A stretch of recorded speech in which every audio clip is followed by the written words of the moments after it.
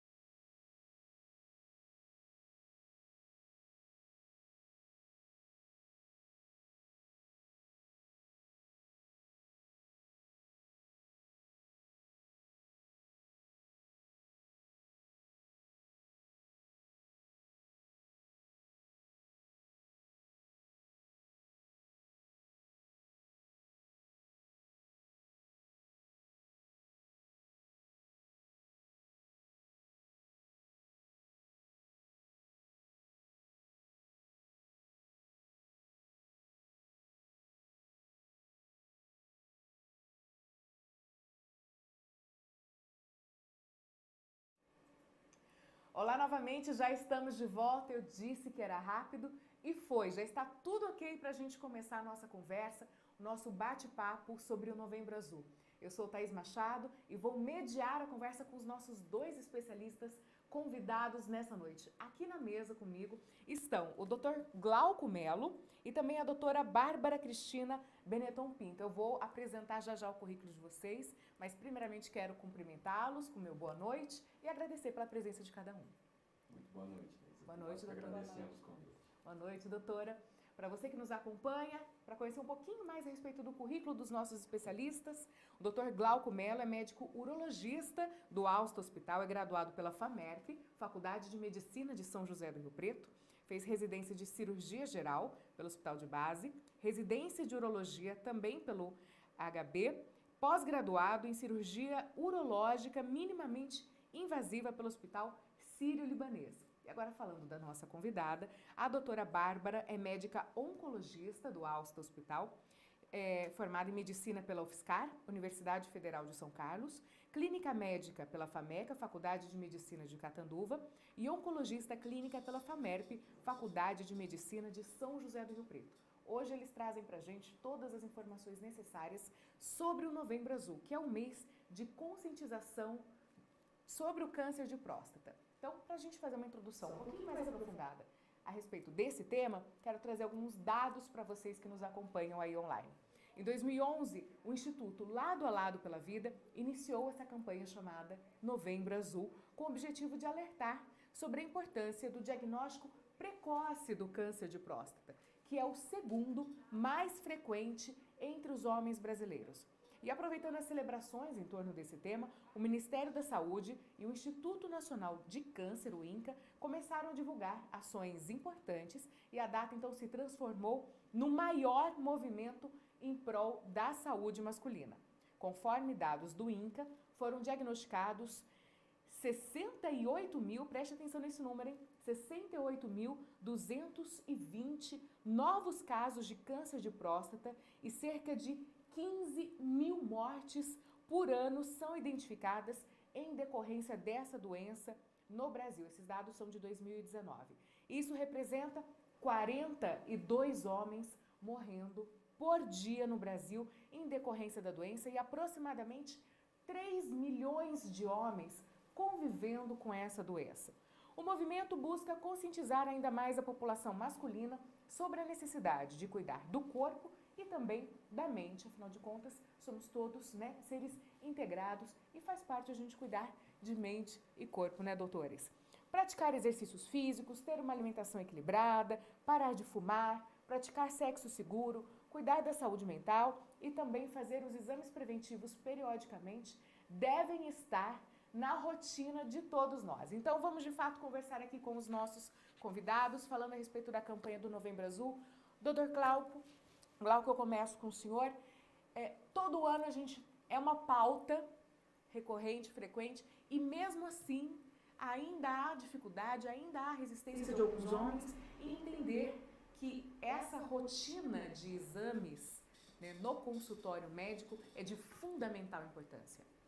Com toda certeza. A gente vem notando, Thaís, no decorrer dos anos, graças a Deus, uma melhora nessa resistência. Ano a ano. Está melhorando. Tá melhorando. Ainda tem, se você comparar com o público feminino, o homem vai menos ao médico, isso não tem como a gente questionar, mas a gente percebe uma melhora. Mas a gente ainda tem muito o que caminhar. Por isso que essas campanhas, esse mês específico, ele é muito bom porque divulga assim, todas as formas de comunicação e é um jeito da gente dar um alerta. E se a gente não dá um alerta para o homem, a gente dá um alerta para a esposa, para a filha, para a irmã, e assim a gente acaba conseguindo captar e diagnosticar muitas doenças. O Novembro Azul, doutora, é um puxão de orelha? É um puxão de orelha. É um puxão de orelha. Se você não fez o exame no decorrer do ano, agora é o momento. Isso mesmo. Os homens aí precisam ter um pouco mais de autocuidado, que é o que não existe muito, como o doutor falou, está melhorando, mas ainda é necessário a gente sempre estar alertando o homem para que ele se lembre também de si, cuide um pouco mais da sua saúde e faça o exame de prevenção para evitar doenças mais graves. Doutora, quem precisa fazer o rastreio? O rastreio hoje ele é indicado para homens acima de 50 anos, principalmente, exceto algumas situações de um fator familiar, algum fator de risco mais importante que pode ser feito a partir dos 40 anos, doutor Glauco? Exatamente. Doutor, e na prática clínica, no dia a dia, isso acontece? Existem alguns homens que às vezes perguntam, questionam, homens mais jovens que ficam mais antenados e questionam, e esse exame, para esses homens que perguntam, ele pode ser realizado ou só pode ser realizado a partir dos 40? Essa investigação. Na verdade, antes dos 40 anos não tem praticidade, porque praticamente não tem relato de câncer de próstata, tá? Na prática, o que a gente faz, a partir dos 40 anos, pelo menos fazer uma rotina de coleta de sangue para esses pacientes. Se ele tem um histórico familiar muito pesado, se ele teve um pai com câncer de próstata, ele tem um irmão com câncer de próstata, a gente antecipa o famigerado toque retal também, geralmente aos 45. Então, na prática, todos os homens com mais de 40 anos devem já visitar o urologista e lá, individualmente, a gente vai determinar qual caso a gente vai precisar de exames mais específicos e qual caso vai ficar apenas numa coleta de sangue. Pode ser que esse exame de sangue já aponte... Já aponte alterações e nos guie para a necessidade de aprofundar a investigação ou simplesmente eu vou pedir para ele voltar no ano seguinte para repetir. O senhor citou aí, usou uma expressão, o famigerado exame do toque. Ainda há preconceito com relação a esse exame? Ainda existe, não tem como, porque na verdade tem a questão de se ferir masculinidade, quando na verdade a gente está apenas aproveitando. Eu brinco que Deus foi sacana com o urologista, Ele me coloca a próstata naquela posição, bem abaixo da bexiga, em cima do reto. E por onde que eu vou chegar nessa próstata para tocar? Tem que ser através do reto. E é comum um paciente me perguntar por que eu tenho que fazer esse exame se o meu PSA é normal. Essa é uma dúvida importantíssima que o pessoal em casa tem que escutar. Aproximadamente 20% dos diagnósticos de câncer de próstata são feitos através do toque retal. Então, se eu confio apenas no PSA, eu estou dando aí uma chance boa do paciente não ter a doença, mas não estou dando total. Então, lembrando que é o câncer mais comum no sexo masculino. 20% desse número é um número muito alto. Então, sim, melhorou sim, mas ainda existe um certo preconceito, uma certa resistência, mas quando você convence que é para salvar a vida dele, ele acaba aceitando. E, doutora, existem sintomas na fase inicial? A gente pode falar de alguns sinais que ficam evidentes? Na fase inicial, é muito difícil a doença dar sintomas. É silenciosa. Então, por isso que é tão importante fazer o toque e o PSA. Porque muitas vezes, quando dá o sintoma, já está uma doença avançada. Esse aqui é o grande ponto da prevenção desse tipo de câncer. E toda essa campanha nos mobiliza a entender que é importante o diagnóstico precoce. Exato. Quando o câncer começa a dar sinais, normalmente quais são esses sintomas? Quando ele acontece de uma forma já avançada, localmente, a próstata é um órgão pequeno, né? Então, quando o nódulo cresce, por estar muito próximo da bexiga, do intestino, ele pode fazer compressão dessas estruturas. E muitas vezes o paciente ele pode apresentar algum sintoma urinário, né? Principalmente. Então, dificuldade para urinar várias vezes à noite. Em alguns casos mais avançados, ele pode ter ali situações de alteração intestinal, e quando está muito avançada a doença metastática, ele pode ter dor nos ossos, que é o local onde, quando a doença se avança, é o local mais comum de avanço da doença, que são os ossos, né? Que é o que a gente quer evitar, justamente por ser uma doença altamente curável quando ela está precoce, né? Em uma doença localizada. Né? Exatamente. E uma taxa alta de cura se for achada inicialmente. Então vamos falar primeiro desse diagnóstico. Como é que o diagnóstico é estabelecido, ele é confirmado? Certo. O PSA e o toque tendo alguma alteração, geralmente o médico urologista acaba fazendo esse diagnóstico. E frente a uma alteração que tenha a suspeita, geralmente é solicitado um exame de imagem. Né? No geral, a ressonância é um exame mais utilizado. E a biópsia, né? Que é a punção ali da próstata para confirmar que existe mesmo a neoplasia, que é o diagnóstico confirmatório. E esse diagnóstico ele é breve, a partir do momento do primeiro exame até essa confirmação é um processo rápido. Sim, geralmente um processo rápido, um processo muito pouco invasivo para o paciente.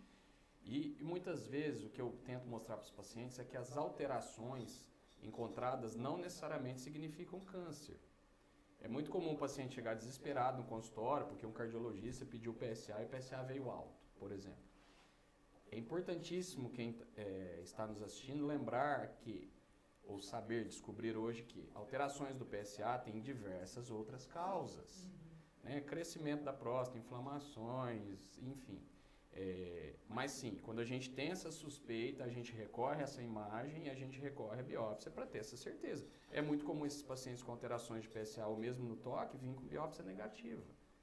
Então não é para se assustar com o resultado. Gente, vem em nós, nos mostra o exame, a gente vai conversar e vai orientar. A partir da confirmação, como é feito o tratamento? Por meio de medicação, outras alternativas? Então, aí a gente, na prática, o que a gente quer? A gente quer o paciente que realiza o diagnóstico precoce para a gente curá-lo. Quando a gente fala de diagnóstico precoce, nós estamos falando de cura, grosseiramente falando, em torno de 90%. Uma 90%. Excelente. Tá. Definiu-se que é uma doença inicial, a palavra é, o senhor tem 90% de chance de ficar curado. E aí, dentre os tratamentos que existem, a gente tem 2 curativos, que são a cirurgia, e dá para abrir um leque aqui e ficar falando de várias modalidades diferentes de cirurgia, mas grosseiramente falando a cirurgia e a radioterapia. Certo. Esse paciente vai se curar. Retirada do tumor ou da próstata? Sempre se chama cirurgia radical, porque para a próstata especificamente não há possibilidade hoje ainda, tem já alguns estudos nos Estados Unidos com terapias focais para matar só a doença, só o nódulo, mas hoje na nossa prática Brasil o que a gente utiliza é a cirurgia radical, retira toda a próstata. E depois dessa retirada, o que muda na vida desse homem? Vamos falar um pouco a respeito da função da próstata e quais as consequências ou sequelas que ele pode ter com a retirada dela, doutora? Esse é um ponto importante, né, doutor Glauco, porque a questão da impotência sexual, que é mais importante, embora hoje existem técnicas cirúrgicas que trazem menos complicações para esse paciente, e também não é porque o paciente opera a próstata que ele vai ficar impotente, então existe hoje um suporte urológico muito grande para evitar isso, né? Então, a cirurgia como tratamento inicial, ela é sempre uma ótima opção quando a doença, principalmente doenças mais iniciais, então quanto mais avançada a doença, até localmente falando, mais a gente acaba talvez partindo para outros tratamentos como radioterapia e bloqueadores hormonais, que é uma castração, né, e é mais definitiva. Então, quanto mais cedo, maior a chance desse homem também manter a potência sexual. E tem alguns sintomas urinários que também podem decorrer de complicações, né, de cirurgia e de radioterapia, como, por exemplo, a incontinência urinária, perda de urina, mas hoje em dia com as técnicas, como, repetindo, doença inicial e com técnicas de cirurgia muito boas, cada vez menos a gente vê esses efeitos. Reforçando, né? Quanto antes o diagnóstico for determinado, mais brando vai ser esse tratamento e menos consequências, menos sequelas esse homem vai ter. Exatamente. Vamos falar de mitos a respeito do câncer de próstata? Por exemplo, a testosterona, né? A reposição hormonal, de fato provoca o câncer de próstata? Bela pergunta, tá? Isso aí por anos nos assombrou e hoje está mais que comprovado de que não. Reposição de testosterona não causa câncer de próstata e não aumenta a chance desse câncer surgir. Os trabalhos recentes mostram, inclusive, que a reposição de testosterona poderia proteger o homem que tem esse hormônio baixo contra essa doença. E se porventura ele desenvolver a doença, tende a ser uma doença mais branda, menos agressiva. Por isso que é importante receber um acompanhamento especializado, de um profissional atualizado, para desmistificar essas questões. Tem algum outro mito que seja bastante conhecido no meio, doutora? Que envolva a doença? Olha, eu acredito que a questão do próprio exame do toque é o que mais acontece, né, de preocupação da parte do homem, e se é doloroso também, e não é doloroso, né, o doutor pode falar, dura segundos o toque, é um procedimento rápido, indolor, e que para mim é o grande tabu, né, da questão do câncer de próstata é esse, e as questões mesmo que relacionam-se à questão sexual, esses sintomas envolvendo, além da questão da testosterona, que realmente não tem o porquê. O importante é sempre o homem que realizar a reposição, ele acompanhar com o urologista, para ele saber se ele já não tem algo previamente, né? Então, se ele não pode iniciar, então o paciente com câncer de próstata não pode tomar, mas quem não tem câncer, se for bem indicado, bem acompanhado, pode fazer uso. E existe mais de um tipo de câncer de próstata? Como é que na prática funciona isso? São vários? É um só? Sim, nós temos desde o câncer bonzinho, vamos falar, na verdade, câncer bonzinho não existe, né, Bárbara? Mas, não, falou-se em câncer, essa palavra benigno já não existe. Mas a gente tem graus diferentes de agressividade, né? Então, existem alguns fatores, aquela história. Quanto mais precoce for o diagnóstico, geralmente se acompanha de menor agressividade. É interessante sobre a próstata. Eu brinco com o meu paciente. Se Deus descesse na Terra e falasse assim, ó, você vai ter um câncer. Vou te dar a oportunidade de escolher qual. Eu levanto rapidinho a mão e falo, próstata, por quê? Porque eu sei como fazer diagnóstico precoce, e eu sei que em se fazendo o diagnóstico precoce eu vou ter menos complicações do tratamento, ou talvez nenhuma complicação, seja do ponto de vista de potência sexual, de perda de urina, que a gente chama de incontinência urinária, e eu sei que a chance daquele tumor futuramente voltar vai ser infinitamente menor, porque ele vai ser menos agressivo. Então é aquele bicho que a gente quer encontrar logo. Se for para aparecer, vamos achar logo. E só fazendo um parênteses, doutor Glauco, isso é muito importante porque tem doenças que são tão iniciais que a gente nem precisa tratar. Né? A gente sabe que tem alguma situação em pacientes que, quando a doença é muito inicial, existe uma conduta que se chama vigilância ativa. Ou seja, a gente vai observar esse paciente, porque talvez ele nem precise de tratamento. A doença pode ser tão indolente, tão devagar, que a gente não precisa oferecer um tratamento para ele. É claro que são umas situações bem pontuais, específicas, mas existe isso. Porque se a gente for avaliar, a maioria dos homens em idade avançada, eles vão ter câncer de próstata. Então, pacientes que são morrem de outras causas, são submetidos a autópsias, foi encontrado câncer de próstata. Então, é uma doença que com a idade, né, se os homens vivem um longo tempo, a probabilidade dela é surgir muito muito alta, grande. né, por conta da idade ser o maior fator de risco dela. E falando na metástase, né, sobre a multiplicação dessas células cancerígenas no corpo, tem algum fator biológico ou de estilo de vida que possa fazer essa evolução se tornar mais rápida, né, o progresso dessas células cancerígenas? Hoje a gente tem alguns fatores de estilo de vida mesmo, que você comentou um pouco antes, né? Então, a gente sabe que são fatores externos que podem influenciar no surgimento e na proliferação das células cancerígenas. Então, tem alguns fatores como tabaco, álcool, sedentarismo, obesidade, consumo excessivo de carne vermelha, não tanto para o de próstata, mas para o intestino mais. Então, isso, levar uma vida saudável, realmente hoje é o principal para evitar qualquer tipo de câncer, não só o de próstata. Para manter a saúde em dia, né? Exato. Como a gente disse no início da nossa conversa, para manter o corpo saudável, a mente saudável, e aí a gente só tem a ganhar a partir desses hábitos consistentes e equilibrados. A gente já falou a respeito do tratamento, a gente falou também das consequências e dos efeitos. Gostaria de falar agora sobre novidades. O que a gente tem de novo nisso, né? Quais foram as mais recentes descobertas nesse assunto, nesse campo?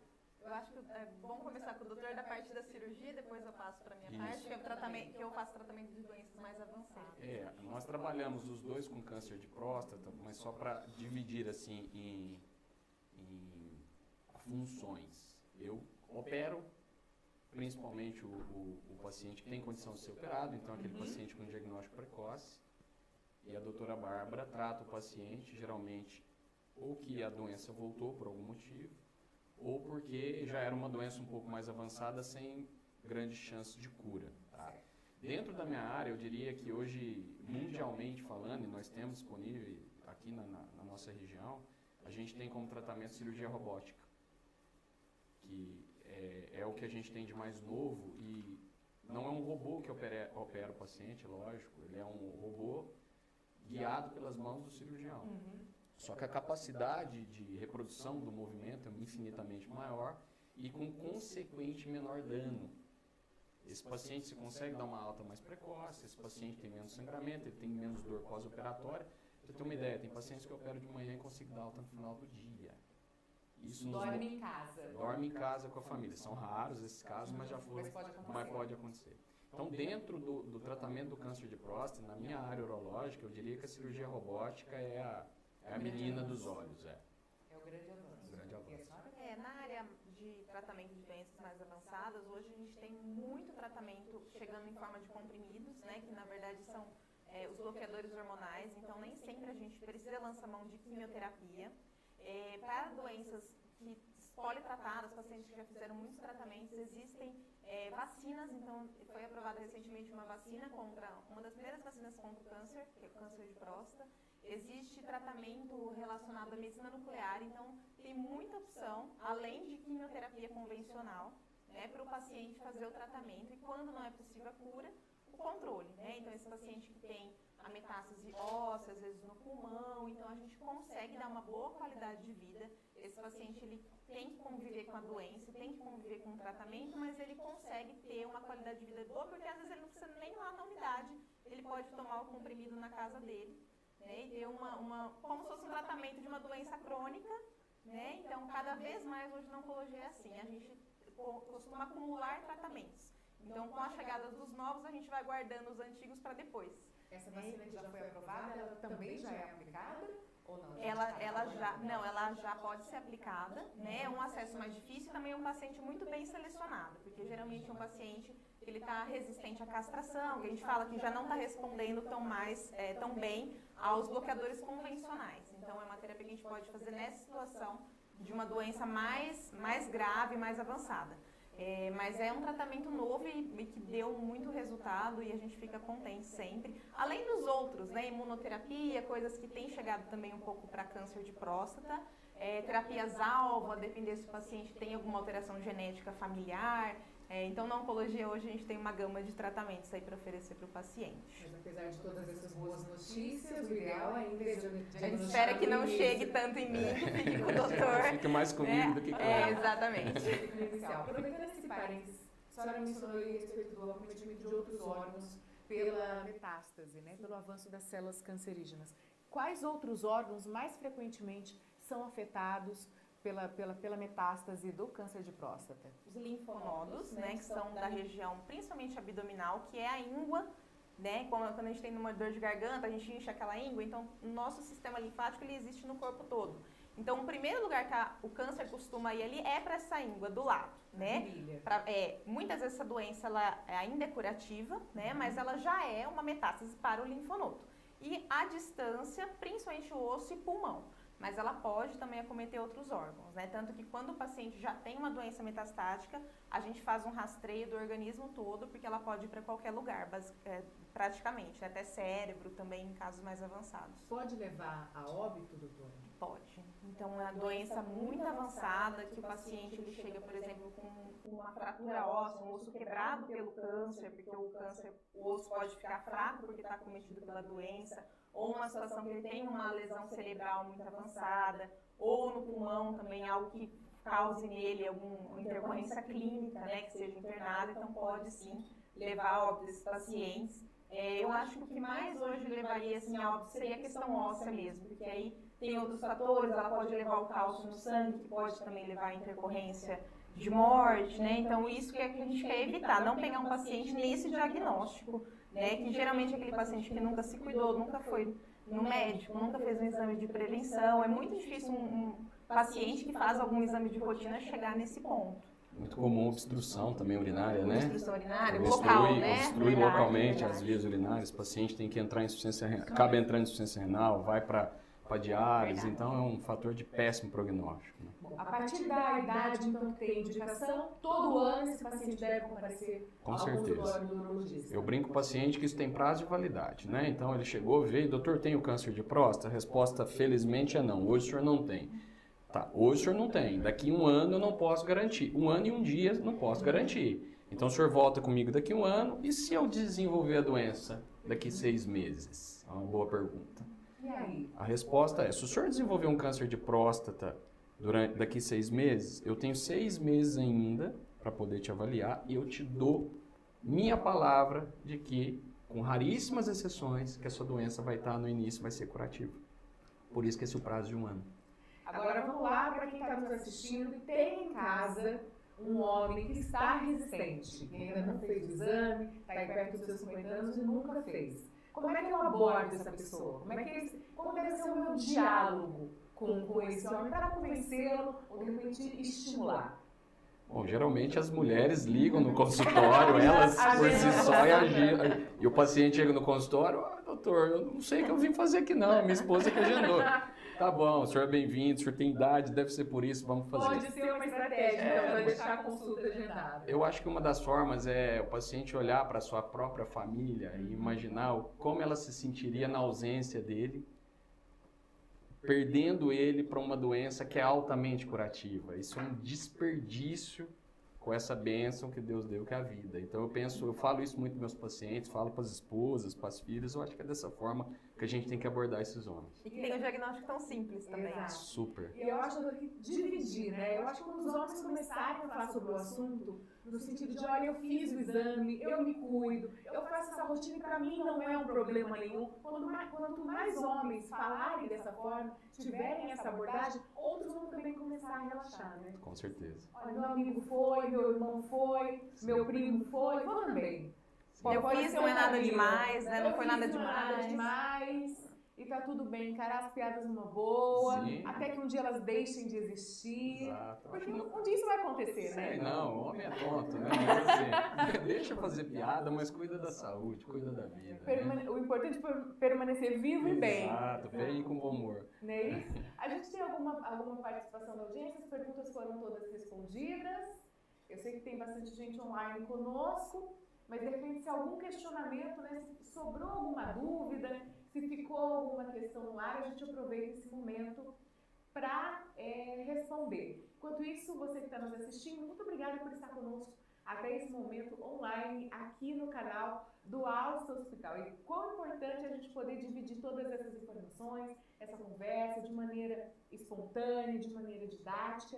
E se você gostou do nosso bate-papo, se você acha que tem alguém aí perto de você que precisa ouvir essa nossa conversa, compartilhe o link, encaminhe essa conversa, né? Diga, olha, você precisa ouvir esses conselhos aqui, porque vai te fazer bem, vai trazer mais saúde, né? E vai trazer mais informação sobre tudo. Tudo ok, gente? As respostas foram todas respondidas. Estou aqui acompanhando pelo monitor. Eu não estou Tem conseguindo. uma questão aqui. Tem uma questão, doutora? A senhora está mais Tem perto do monitor aqui? Por gentileza. Meu marido teve a Juliana Fanelli, quem perguntou. Meu marido teve uma hiperplasia prostática benigna, teve uma alteração importante na próstata e faz acompanhamento anual. Isso pode provocar um câncer no futuro? Isso é uma ótima questão. Vamos lá. São coisas diferentes, são doenças diferentes, tá? Então, a hiperplasia prostática benigna, ela é um aumento da próstata e ela não necessariamente, ela não tem uma relação que ela vá virar um câncer, mas um homem pode ter também o câncer e a hiperplasia. Então, uma próstata grande pode ter o tumor, bem como uma próstata pequena pode ter o tumor também. Mas elas são doenças totalmente diferentes. Muitos homens vão ter o aumento da próstata sem ter o câncer associado. Não precisa assustar. Mas aí precisa sempre estar acompanhando o urologista, justamente por conta que o aumento da próstata pode causar sintomas urinários pela localização da glândula e para acompanhar também o PSA para ver se não vai ter uma doença em paralelo ali. De forma prática, eu costumo dizer para meus pacientes o seguinte: o senhor vai envelhecer, felizmente vai viver muito, sua próstata vai crescer. Umas vão crescer mais ou menos, mas todos vão crescer. Agora, 1 em cada 6 de nós vai ter o câncer. Então, é esse o número. Todos vão crescer, 1 em cada 6 vai acabar desenvolvendo câncer. Se imaginar que num pequeno grupo de amigos ou de familiares, 1 em cada 6, a gente eventualmente alto, vai né? conhecer alguém, né? Sem dúvida. A gente vai conhecer alguém. Tem mais alguma questão? Tudo respondido? Mais alguma coisa, doutor Glauco, que o senhor queira acrescentar nessa nossa conversa? Não, eu acho que a gente debateu todas as facetas, né, do câncer de próstata e deixar um recado pessoal, né? Não deixe de nos visitar, de colocar a sua saúde em primeiro lugar. É uma vez ao ano, com raríssimas exceções você vai precisar ir mais vezes. Felizmente o câncer de próstata é curativo, com mínimo resultado ou impactando de forma negativa na saúde do paciente. Isso hoje a gente pode garantir para ele. Doutora, mais alguma informação pra gente? Thaís, é importante porque essas campanhas, elas trazem esse conceito de que é importante a gente achar o câncer quando ele existe, né? Parar com essa questão de não quero achar, não vou procurar para não achar. Então, Que é um conceito bem antigo, né? Sim, Melhor não procurar. Procurei e achei, né? Então, assim, não, hoje a gente tem tanto tratamento que se você for uma pessoa que vai ter a doença, é bom que você encontre no começo, porque a gente consegue fazer o melhor tratamento e alcançar altíssimas taxas de cura. E aumentar a nossa expectativa de vida, né? Exatamente. Todo mundo Com quer qualidade, né? o máximo de possível qualidade. para estarmos com as pessoas que a gente ama, que a gente gosta, fazendo as coisas que a gente adora, né? Que nos dão prazer. O importante é isso, viver com saúde. Quero agradecer, doutor Glauco, pela participação aqui na nossa live. Doutora Bárbara também. Agradecer mais uma vez a você que nos acompanhou até esse momento e te convidar a compartilhar esse conteúdo com alguém que vai gostar de receber essas informações. Muito obrigada a você, a sua audiência, as perguntas enviadas. Esperamos que todos vocês tenham solucionado aí as suas dúvidas. Eu me despeço aqui, agradecendo mais uma vez a toda a equipe do Alsta Hospital e a gente se encontra numa próxima vez. Continue se cuidando, mantendo seus exames de rotina em dia e vivendo com muita saúde e qualidade de vida. Tchau!